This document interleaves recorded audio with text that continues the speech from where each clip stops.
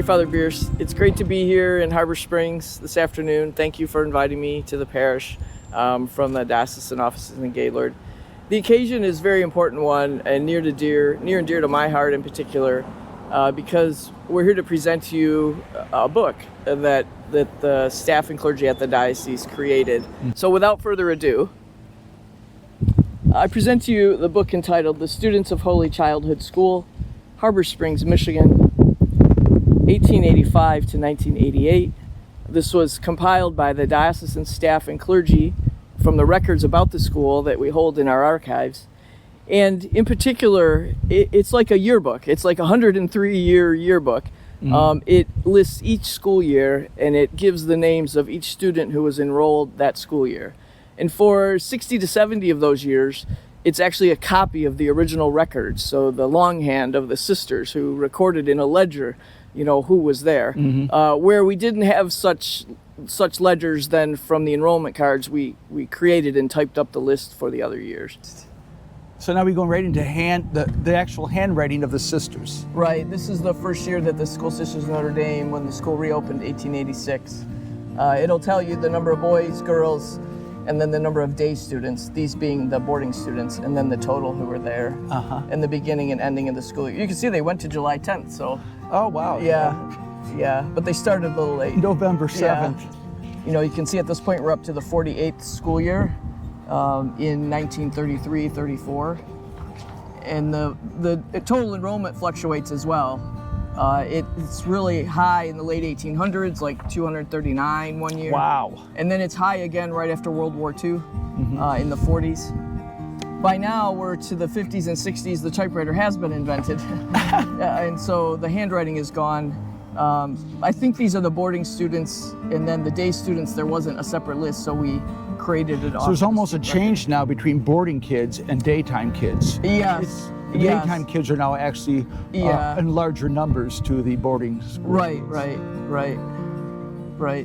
So at one point we had over 100 kids, boarding school kids, in our school, where we had like 13 nuns who were feeding them, clothing them, cleaning, educating, disciplining. Wow. And that's not including the daytime kids. Well, I think it's just amazing. Right. That many kids with that few amount of nuns, and they scrapped up enough food every day for 3 meals. Right. Might have been was that root called again? Rutabaga? Rutabaga. That's just amazing. So between the lists, if we had them, we used them. If we didn't have a list, we went through student by student, their file. We could see what years they were there, and we built the roster for those years.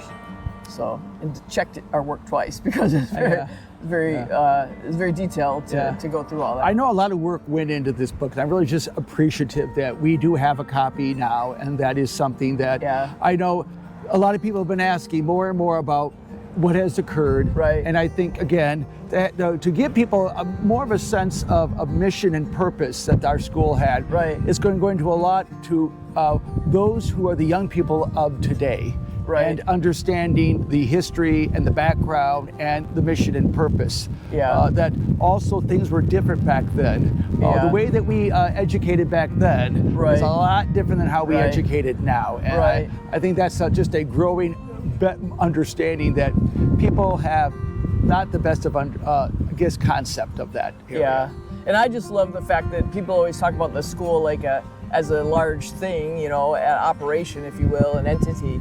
But the school is really the people in it. Yeah. And there's the teachers, the sisters, the brothers, but there's really the kids. Like, they're the ones bring us any school to life. And so to see the children, like, name by name, and if somebody was there for 8 years, their name appears every year, and they're getting a year older, like, it's just really cool if you're interested in history to bring that all to life. I am so grateful to the Franciscans that in 1884 when they came here, I think it was in 1888 that the Sisters of Notre Dame came here by their request to begin the education and kind of took over the school.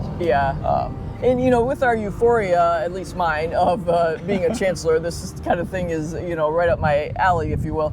Of putting all the records together and really educating people. I mean, that's not to dismiss or acknowledge that not everything was perfect at the school.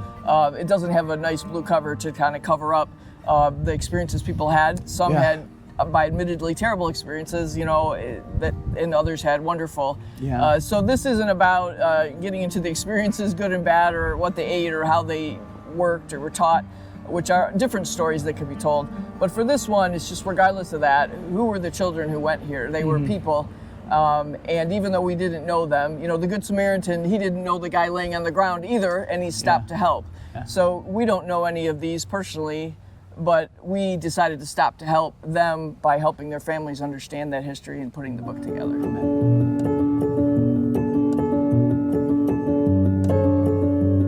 Let me add one comment about the word healing, because that really describes, I think, in a nutshell, what Bishop Walsh had in mind when he asked the staff to do this work.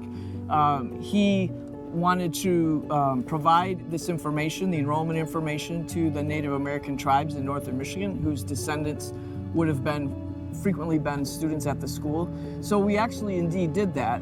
There's one of these books that was given to 7 tribes in northern Michigan and the Upper Peninsula, so that they have in their own historical records their descendants who might have attended this school.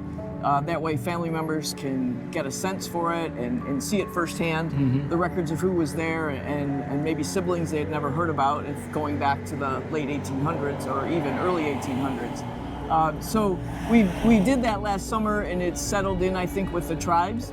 But our work would be incomplete without also providing a copy to the school for people for whom it's easier to reference here, but also as you continue to work to tell the story of the school by what you're doing in the buildings. This is just an important aspect in terms of actually who was there.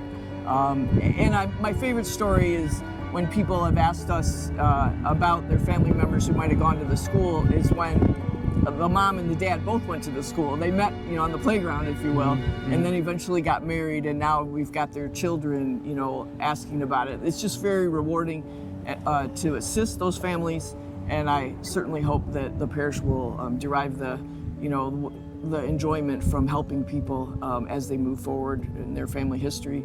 What we will be doing with this book, now that we have received it from you, we have what's called a heritage room that's currently behind me. And in that heritage room are many artifacts dealing with the desks, tables, floor, even the lighting and the crucifix and chalkboard. We also have since then put into a cabinet where we have many other artifacts, being various things that the Native Americans made here, such as gloves, boots, beadwork. There are various pictures of the children as they were in the dormitory room. We're hoping to have some films also being played.